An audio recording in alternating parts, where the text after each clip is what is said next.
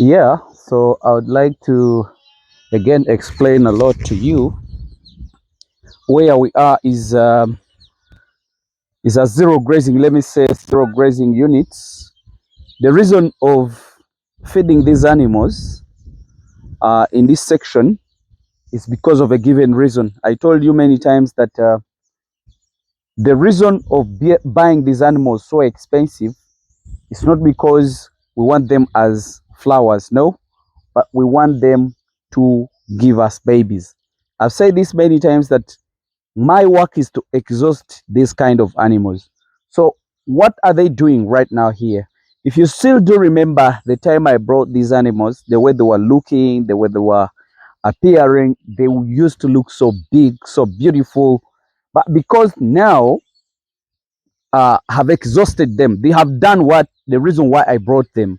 So what you're seeing right now here, this is what they call zero grazing. I've said this many times that when you're doing zero grazing, you benefit more if you do it in the right way. So I've told you many times that you guys, you're doing napier, you're doing these other silages, but the best is doing alfalfa. I told you many times that when we are doing farming, we are looking at the protein content of the feed.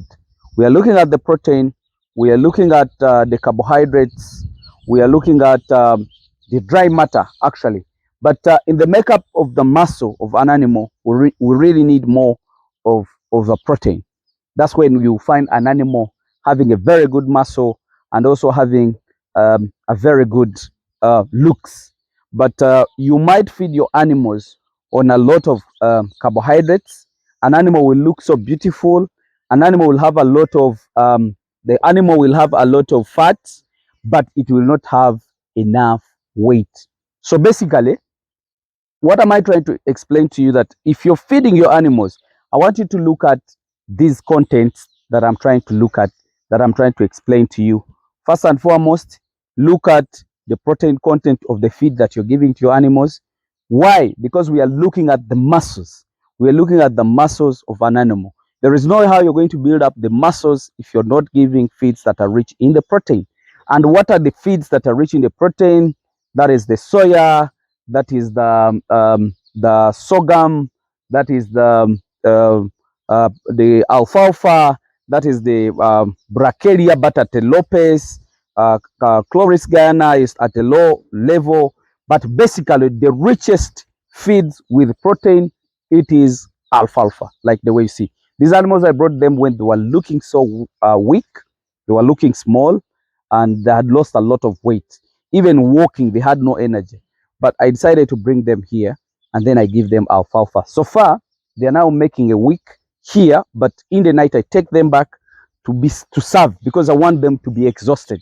So I take them in the night because you know animals most of the time they serve in the night. If you didn't know that, but the truth is they serve in the night and they serve during the morning hours. So basically, I take them there, they sleep there, they serve in the night, they serve in the morning, then I bring them here on zero grazing. So basically, this is the alfalfa grass that I put in for these animals to feed on. This is crushed. It's a form of storage. So it's a powder and they are really having enough of it, basically. So every day we are giving them around 6 kilos. And then we also give them water. They take around uh, maybe 5 liters of water or 3 liters of water. That depends. So basically, there are two forms of serving this alfalfa. You can serve alfalfa in this form, but you know, in this form, these guys have picked all the leaves.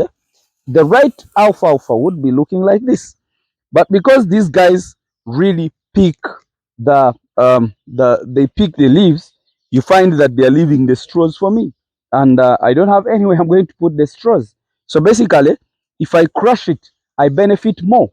If I feed it this way, they benefit as well because they get time to stretch and build up the muscles. So it is good to give them as hay bales, but me as a farmer, I benefit less because they don't feed it all.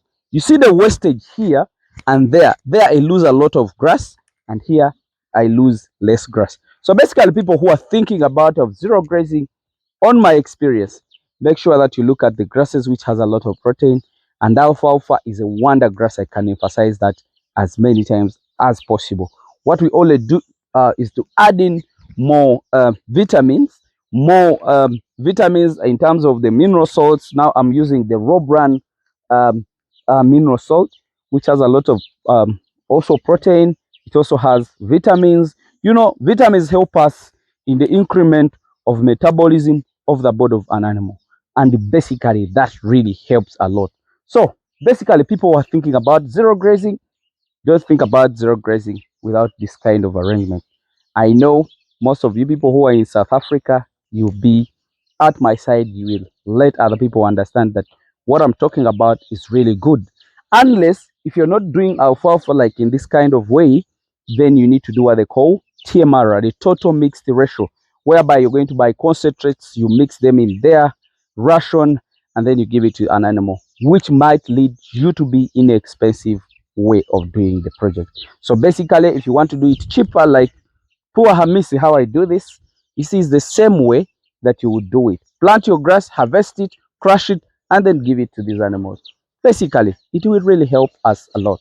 So I've exhausted these guys. Right now, they're producing kids. So far this week, they gave us around 30 kids out of their flock. And I'm really not doing bad off with these animals. So, but I really need them to rebuild the muscles again and look so pretty and heavy. So let me just wish you the best and bye bye for now.